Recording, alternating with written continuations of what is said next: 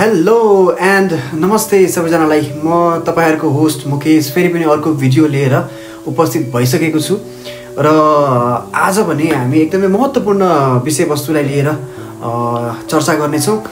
मानव अधिकार र मौलिक अधिकार। अब नेपालमा के छन् र कसरी हाम्रो रक्षा हुन्छ यो अधिकारहरूले भन्ने विषयमा हामी छलफल गर्नेवाला छौँ। अब छलफल गर्नुभन्दा अगाडि एउटा सिचुएसनमा जाउँ है त। कल्पना गर्नुहोस्, just think about it, just imagine तपाईँ आफ्नो घरमा आरामले बसिराख्नु भएको छ र अचानक बाहिरबाट केही व्यक्तिहरू चाहिँ तपाईँको घरभित्र प्रवेश गर्छन्, तपाईँको सामान बिना अनुमति लगेर जान्छन्। तपाईँ कस्तो महसुस गर्नुहुन्छ? तपाईँको व्यक्तिगत जीवन र सम्पत्तिको उल्लङ्घन भएको छ। तपाईँलाई आफ्नो अधिकार रक्षा गर्न के गर्नुपर्छ? के तपाईलाई थाहा छ कि तपाईका यी अधिकारहरू सुरक्षित छन्? आजको भिडियोमा हामी यस्तै विषयमा कुरा गर्नेछौँ। मानव अधिकार र मौलिक अधिकार के हो? यो अधिकारहरू बीचको फरक के हो? नेपालमा कतिवटा मौलिक अधिकारहरू छन्, यी मध्ये कुन सबैभन्दा महत्त्वपूर्ण हो र तपाईको अधिकार हनन भएमा तपाईले कसरी आफ्नो अधिकार प्राप्त गर्न सक्नुहुन्छ भन्ने विषयवस्तुमा हामी आजको भिडियोमा छलफल गर्नेछौँ। ढिला नगरिकन हामी विषयवस्तुतर्फ लागौँ। मानव अधिकार भनेको के हो? मानव अधिकार भनेको प्रत्येक व्यक्तिलाई जन्मेदेखि नै प्राप्त हुने आधारभूत अधिकारहरू हुन्।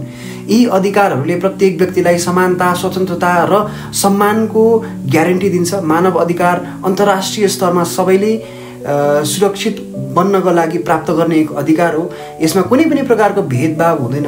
धर्म, रङ, लिङ्गको आधारमा कुनै पनि प्रकारको भेदभाव गर्नको लागि पाइँदैन। उदाहरणका लागि तपाईलाई आफ्नो विचार व्यक्त गर्न, धर्म परिवर्तन गर्न, शिक्षा प्राप्त गर्न, सुरक्षित जीवन जिउन यो सबैको अधिकार दिएको छ। यो सबै नै तपाईको मानव अधिकार अथवा मौलिक अधिकारको उदाहरणहरू हो।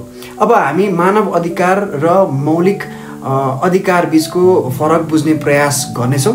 मानव अधिकार भनेको सबै मानिसको अन्तर्राष्ट्रिय स्तरमा स्वीकारिएको अधिकार हो। यो अधिकारहरूले सबैलाई जन्मेदेखि नै समान अधिकार दिन्छ। मानव अधिकारलाई अन्तर्राष्ट्रिय कानुनले चाहिँ सुरक्षित गर्ने काम गर्छ। उदाहरणको लागि जीवन र स्वतन्त्रता, अभिव्यक्ति अधिकार, धर्मको स्वतन्त्रता है। अब मूल अधिकार अथवा मौलिक अधिकार भनेको नेपालको संविधानले सुरक्षित गर्ने एक अधिकार हो। यो अधिकारहरू केवल नेपालका नागरिकहरूको लागि मात्रै सीमित हुन्छन्।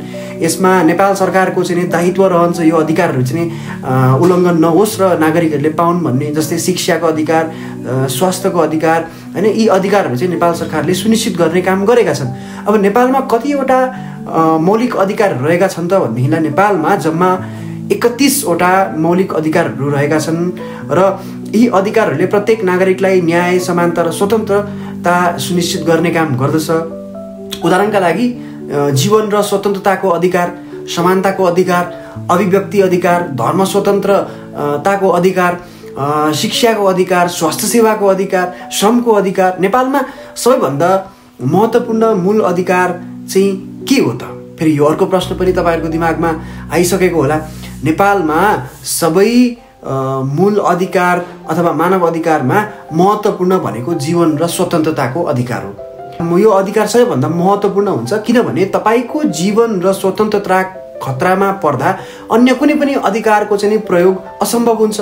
जीवन र स्वतन्त्रता अधिकारको सुरक्षा बिना शिक्षा, स्वास्थ्य, समानता र अभिव्यक्ति जस्ता अधिकारहरूको वास्तविक महत्त्व छैन। त्यही भएर यो सबैभन्दा महत्त्वपूर्ण अधिकार हो। यदि कसैले आफ्नो अधिकार गुमाएमा के गर्न सकिन्छ? कहाँ गएर न्याय माग्ने? नेपालमा यदि तपाईँको मूल अथवा मानव अधिकार उल्लङ्घन भएको छ भने तपाईँले सर्वोच्च अदालतमा जान सक्नुहुनेछ।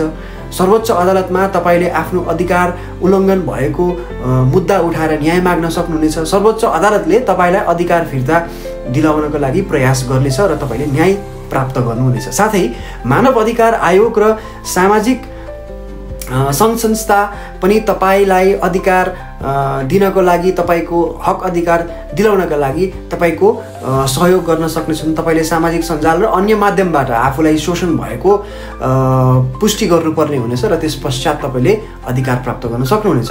अब मानव अधिकार जान्नु किन महत्त्वपूर्ण छ त भनेदेखिलाई हामीलाई हाम्रो मूल अधिकारको बारेमा जानकारी हुन महत्त्वपूर्ण छ। यदि तपाईलाई थाहा छैन कि तपाईको अधिकार के हो भन्ने, तपाईले अनायासै अन्याय र शोषणको शिकार हुन सक्नुहुनेछ। तपाईँको अधिकारलाई जस्तोसुकै भेदभाव, अत्याचार र शोषणबाट बचाउनका लागि तपाईँलाई थाहा हुन अति नै आवश्यक छ। थाहा भयो भनेदेखिलाई तपाईँले आफ्नो हक अधिकार पाउन सक्नुहुनेछ। त्यसै गरिकन यदि तपाईँलाई तपाईँको अधिकार थाहा छ भने तपाईँले यसलाई व्यावहारिक रूपमा प्रयोग गरेर अन्यायको विरुद्ध लड्न र न्याय प्राप्त गर्न सक्नुहुन्छ। यसैले प्रत्येक नागरिकको जिम्मेवारी हो कि उसले आफ्नो मूल अधिकारको बारेमा थाहा राखोस् र तिनीहरूको रक्षा गर्न सक्षम बनोस्। अन्त्यमा आजको भिडियोमा हामीले मानव अधिकार र मौलिक अधिकारको बारेमा जानकारी लियौँ। नेपालमा कतिवटा मौलिक अधिकार रहेका छन् भन्ने कुरा पनि हामीले बुझ्यौँ। यसबीचमा फरक के हो भन्ने कुरा पनि हामीले बुझ्यौँ। अनि अन्त्यमा म एउटा कुरा तपाईँहरूलाई भन्न चाहन्छु, तपाईँको अधिकार तपाईँको शक्ति हो। यसलाई जान्नुहोस्, यसको रक्षा गर्नुहोस् र यसको उपयोग गर्नुहोस्। यसले तपाईँलाई न्याय र समानताको पथमा अघि बढ्न मद्दत गर्छ। यदि तपाईँलाई यो भिडियो मन पर्यो भने कृपया लाइक, कमेन्ट र सब्सक्राइब गर्न नबिर्सिनुहोला। तपाईँको कुनै प्रश्न भएमा कमेन्ट सेक्सनमा लेख्नुहोला। हामी तपाईँलाई जवाफ दिन एकदमै तयार बसेका छौँ। धन्यवाद।